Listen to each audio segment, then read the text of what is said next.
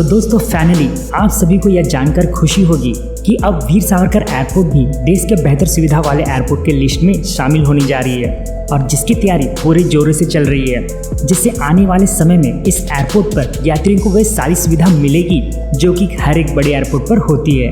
तो दोस्तों आज के इस वीडियो में हम अंडमान निकोबार द्वीप समूह की राजधानी पोर्ट ब्लेयर पर बन रहे न्यू इंटीग्रेटेड टर्मिनल बिल्डिंग की पूरी जानकारी आप लोगों तक पहुंचाने वाले हैं। तो आज के इस वीडियो में हम एयरपोर्ट बनने से पहले और एयरपोर्ट बनने के बाद के बदलाव के साथ साथ एयरपोर्ट की सभी खूबियों के बारे में भी बात करेंगे। तो उससे पहले दोस्तों अगर आप इस चैनल पर नए हैं तो आप इस चैनल को भी जरूर सब्सक्राइब कर ले, क्योंकि हम इस चैनल पर अंडमान निकोबार द्वीप समूह से जुड़े कई और इन्फॉर्मेशन वीडियो आप तक पहुंचाने वाले हैं। तो इसलिए आप इस चैनल को अभी सब्सक्राइब कर ले, जिससे आपसे कोई भी वीडियो आपसे मिस ना हो। तो चलिए आज के इस वीडियो को शुरू करते हैं। तो सबसे पहले बात करते हैं इस वीडियो में सालों से अपनी सेवाएं दे रहे इस एयरपोर्ट के बारे में, जिसे हम वर्तमान में अंडमान में प्रवेश द्वार के रूप में इस्तेमाल करते आ रहे हैं। और यह एयरपोर्ट कुल 6100 स्क्वायर मीटर की जगह को कवर करता है और इस एयरपोर्ट की यात्री क्षमता लगभग 400 यात्रियों की है, जिसमें इस एयरपोर्ट की सालाना कैपेसिटी लगभग 7 लाख की है। जिसमें अभी की बात करें तो इस एयरपोर्ट से हर साल करीब 17 लाख से भी ज़्यादा संख्या में यात्री यहाँ से सफ़र करते आ रहे हैं, जिससे आप समझ ही चुके होंगे कि यह एयरपोर्ट कई सालों से अपनी क्षमता से कई गुना ज़्यादा काम कर रही है। इस एयरपोर्ट पर लगातार यात्रियों की बढ़ती संख्या को देखते हुए कई सालों से पोर्ट ब्लेयर पर एक बेहतर फैसिलिटी वाले एयरपोर्ट बनने की मांग चल रही थी, जिससे अंडमान निकोबार द्वीप समूह और भारत के अन्य राज्यों के बीच बेहतर कनेक्टिविटी स्थापित किया जा सके, जिससे आने वाले समय में इसका लाभ यहाँ के नागरिकों के साथ साथ यहाँ के सभी पर्यटकों को भी मिले जो अपनी छुट्टियाँ बिताने के लिए इस द्वीप समूह पर आते हैं।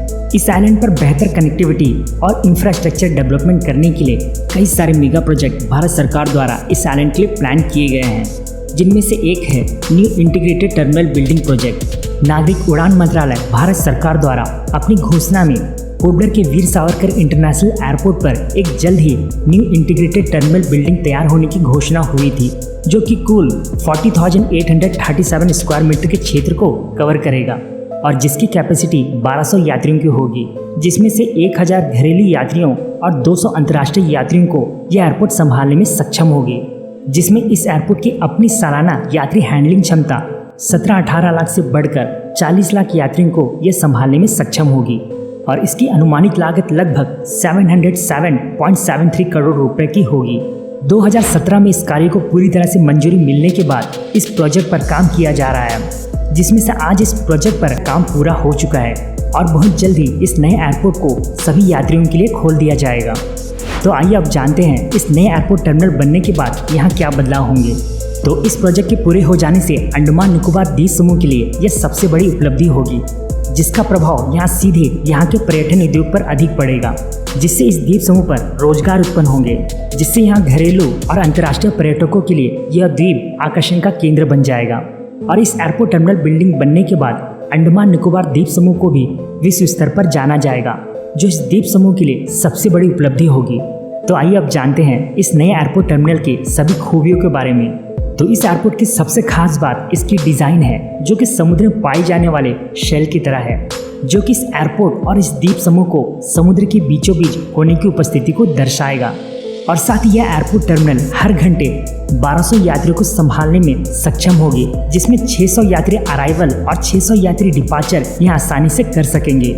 जिसमें यह एयरपोर्ट सालाना 40 लाख डोमेस्टिक प्लस इंटरनेशनल यात्रियों को संभालने में पूरी तरह से सक्षम होगी। तो अब हम जान लेते हैं यह एयरपोर्ट टर्मिनल बिल्डिंग कितनी मंजिला ऊंची होगी। तो यह एयरपोर्ट टर्मिनल 3 मंजिला ऊंची होगी, जिसमें ग्राउंड फ्लोर, फर्स्ट फ्लोर और टॉप फ्लोर मौजूद होंगे। जिसमें ग्राउंड फ्लोर का उपयोग अराइवल और डिपार्चर यात्रियों के सेवा क्षेत्र के लिए उपयोग में लाया जाएगा और वहीं फर्स्ट फ्लोर के जरिए अराइवल हैंडल किया जाएगा, और जिसमें अराइवल यात्रियों के लिए यह एग्जिट द्वार के रूप में भी कार्य करेगी। जिसमें टॉप फ्लोर मुख्य रूप से डिपार्चर यात्रियों के लिए प्रवेश द्वार और अराइवल यात्रियों के लिए निकास द्वार के रूप में और साथ ही अंतर्राष्ट्रीय यात्रियों के लिए लॉन्ज और प्रतीक्षा कक्ष के रूप में यह कार्य करेगी। तो अब हम जान लेते हैं इस नए एयरपोर्ट टर्मिनल के बेहतर सुविधाओं के बारे में भी, जिसमें इस एयरपोर्ट टर्मिनल को पूरी तरह से एयर कंडीशन और अच्छे वातावरण के अनुसार डिज़ाइन किया गया है। जिसमें इस नए एयरपोर्ट टर्मिनल में 28 चेकिंग काउंटर के साथ इनलाइन एक्सरे मशीन की फैसिलिटी और जिसमें 6 एस्केलेटर और 10 एलिवेटर जो कि अराइवल और डिपार्चर के क्षेत्रों के लिए मौजूद होंगे।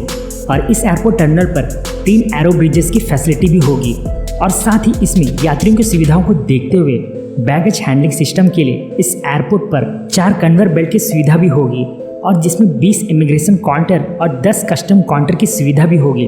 और साथ ही इस एयरपोर्ट टर्मिनल पर कार, टैक्सी, बसों की पार्किंग के लिए लैंडस्केपिंग पार्किंग की सुविधा भी विकसित किए जाएंगे। और साथ ही इस एयरपोर्ट टर्मिनल को अत्याधुनिक फायर फाइटिंग अलार्म से लैस किया जाएगा।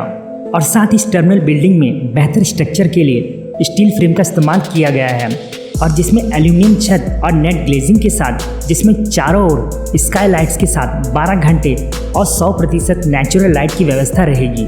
और साथ ही यहाँ यात्रियों को सुविधाओं को देखते हुए बेहतर कनेक्टिविटी और साथ ही एयरपोर्ट पर ही शॉपिंग और फूड स्टॉल जैसे कई और बेहतर सुविधा भी उपलब्ध कराई जाएगी, जिसमें यहाँ यात्रियों को अपने मनोरंजन के साथ साथ यहाँ कई और विकल्प भी मिल जाएंगे। तो दोस्तों, पोर्टब्लेयर एयरपोर्ट से जुड़ी यह वीडियो आपको कैसी लगी हमें कमेंट और लाइक कर जरूर बताइएगा।